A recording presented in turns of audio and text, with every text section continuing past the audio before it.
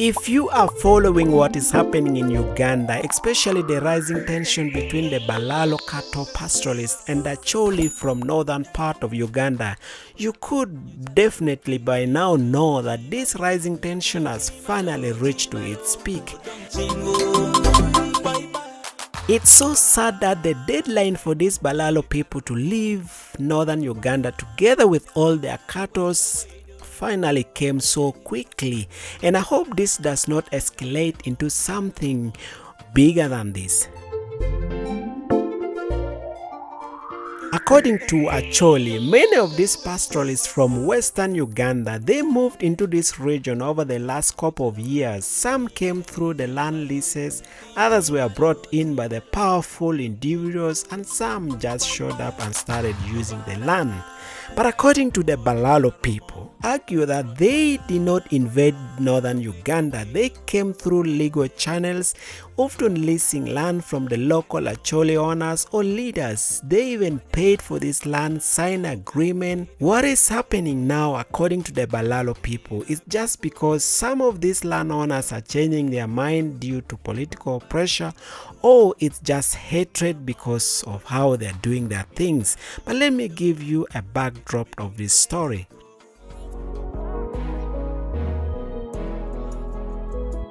The movement of the Balalo to the northern part of Uganda, particularly into Acholi, Lango and Teso sub-region, began gaining momentum in the early 2000s, shortly after the end of the major conflicts that was between the government and the LRA. As peace gradually returned to the north, land that had long been inaccessible due to insecurity was once again open but vulnerable.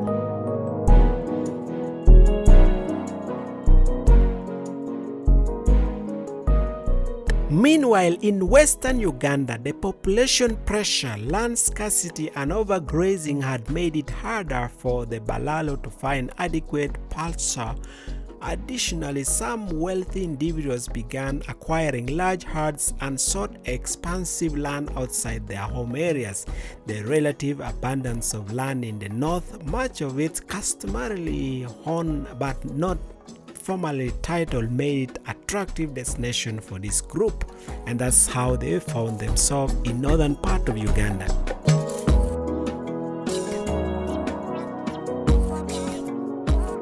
Some Balalo people believe the narrative against them is being politicized, and this is only to score local political points, and this they really blame the leaders for turning everything against them after them acquiring the land through legal methods, and they have the full right as Ugandans to settle anywhere in this country as long as it is within the boundary of Uganda, and this is stipulated into the constitution of this country. But why all this happening to them? And I hope this does not graduate into something so worse than this.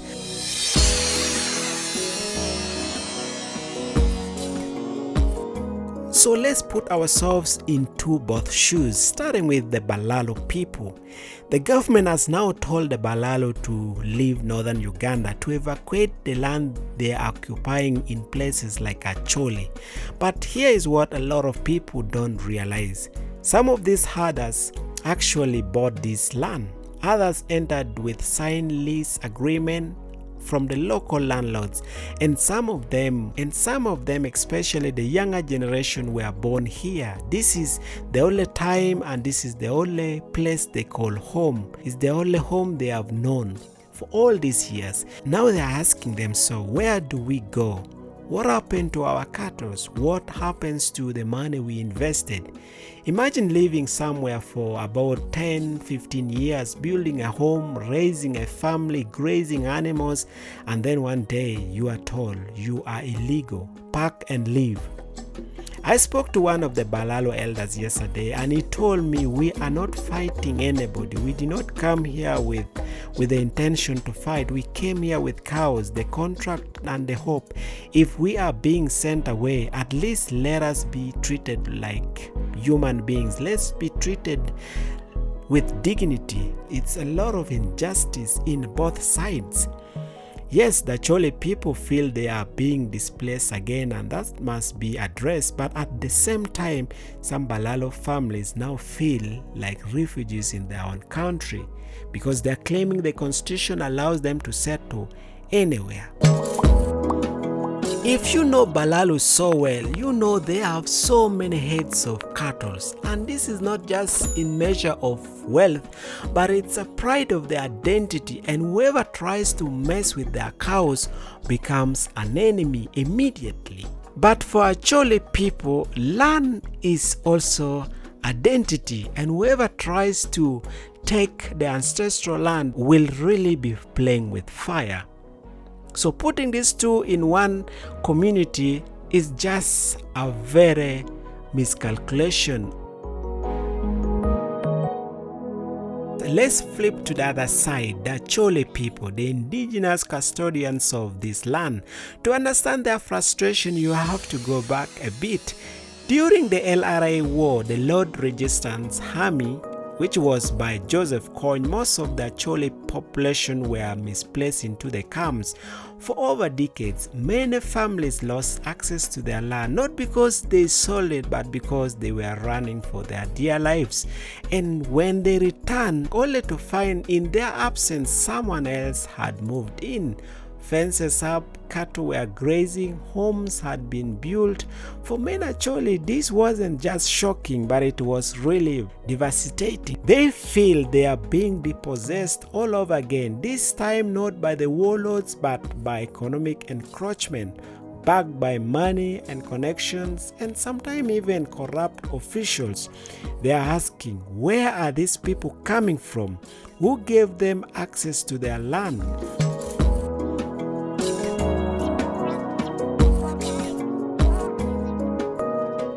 The Acholi people are crying out loud. We are not against the Balalo people. We are just trying to be honest. You can't just walk into somebody's territory, build a kraal and call it yours. We are not revenging or we are not fighting you. It's just a moment that we want to restore our land and taking back what is ours.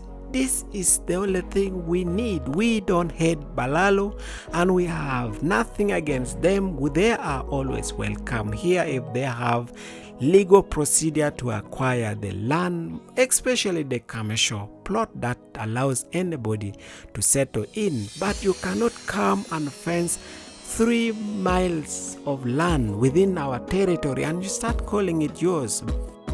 Here is the simple truth about the whole situation, and yeah, it might sting a bit, but let me just open my mind and say it as it is. The Acholi people, Jal, how do you expect serious development when the land is owned by everyone and no one is really responsible and no one can do anything with it? I mean, this system of communal land ownership where the land belongs to the clans, not even individuals, might have worked hundreds of years ago before modern economics, before investment, before title deeds and banks came to play. But now, it's holding everyone back. Think about it. If you want to build a school, a factory, or get a loan to start a business, well, you have the money now. But because you don't have the title deeds, because you don't have the land, and the land belongs to everybody, and they say what belongs to everybody belongs to no one, then you are so limited. You cannot do anything with it. Meanwhile, someone like Balalo comes in, they have cash, they lease the land, and they build, graze, and they move forward. Then you as Acholi people, you start say they are grabbing our land, you need them out, Balalo must go. You start singing and lamenting. And this is really something that you have to think about it. As the northern people, you really need to ask yourself, does the old way still work? Can we modernize without losing our identity? Because you claim that land is your identity. And what is the cost of standing still while others are moving forward? You need to really ask yourself, and you think about it. You don't get stuck in the past. Some of those systems worked hundreds of years ago, but right now it might not probably work in your favor.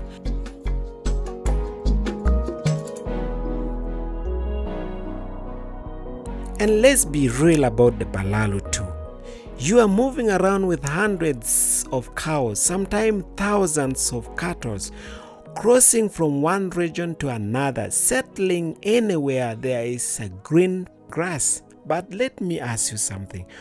What are you actually producing with your cows? How do you keep that much livestock yet there is no dairy factory, no beef processing plant, no real investment that is uplifting the local people? You are just proud of having so many cows and you don't care about the damage it's bringing into people's garden and people's home. You just want cows. So primitive, if you ask me. You bring in cows, they graze, they deplete the land, then you move on, leaving behind bare soil, broken fences and conflict, and you don't care about whatever damage that you have left behind. And that's not development, it's just roaming wealth that benefits very few and destroying a lot of property in the country. You say you have a right to settle anywhere in the country. Yes, it is in the constitution of Uganda that any Uganda can settle anywhere he or she wants. But let me ask you something. Imagine yourself being a landlord and a man walks into your compound saying he needs a house to rent. You as a landlord, because you have the house, and you say, yeah, I have a house, 1-bedroom house to rent. The guy pays the money for the rent, let's say for a year, and you're proud this guy is really responsible. But a week later, this guy moves in with 17 children and 2 wives in this 2-bedroom. You as the landlord, what exactly would be your response? And this is the same situation with the Balalo people here before they moved in northern Uganda, because some of them came innocently and the people never knew they could bring hundreds of cattle along with them. This is exactly what is happening. I know there will be little or even more hatred between the people from western Uganda and northern Uganda. But hey, let's not just pretend this chaos is happening in a vacuum. Let's not act like Balalo just fell from the sky or Acholi just woke up hungry. This world conflict is a symptoms and signs of silence, weakness, and a policy failure from the government side. For years, the government has known about the land disputes, grazing migrations, and the illegal leases, the tension building up between communities. But what do? Nothing. When the Balalo started arriving, no proper vetting, when the land started being sold or leased under suspicious circumstances, no investigation was even done. When the Acholi raised alarms, they were ignored, they were told to calm down. And now, after years of negligence, the government silently comes in and say, any Balalo in the northern part should vacate. Just like that? No plan for relocation, no compensation, no legal follow-up on who allowed them to come at the first place. Not even accountability was given. That's not leadership, that's reactionary panic, in my opinion. And let's be clear with Uganda for a moment. Uganda has no clear national grazing policy, no proper zoning of agricultural area and pastoral land, no investment in modern ranching system. The government hasn't created system where any of these terms mean anything in law. So what do we have?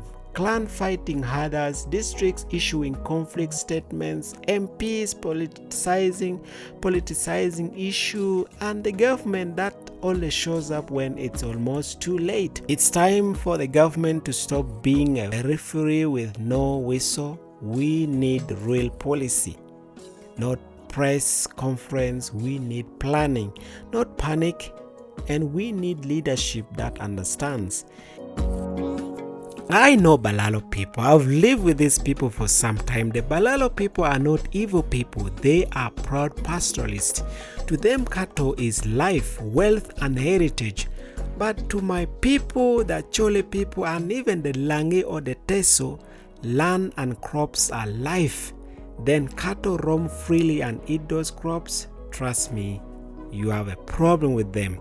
It's a family food, it's a future that you are playing with. This is an inheritance. I just have a problem with people who facilitated the migration of the Balalo into northern Uganda. They really fail to know the basic truth. You cannot mix the cattle herding culture where livestock roam freely with crop farming culture where land must be protected unless you have strict rules, clear boundaries put in place and mutual understanding.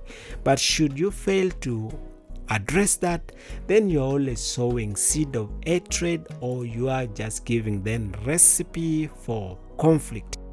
The truth of the matter is that Acholi people are really loving people. They are so welcoming and they don't hate the Balalo people.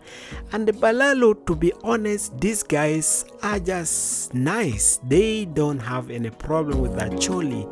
They are just friendly to live with. But what is standing in between these two communities is the land and the cows. If these two can be put aside, these people can just live together with each other, no problem. But now, how do we address this big issue? The Balalo holds so dear their cows, and the Acholi can never be separated from the land.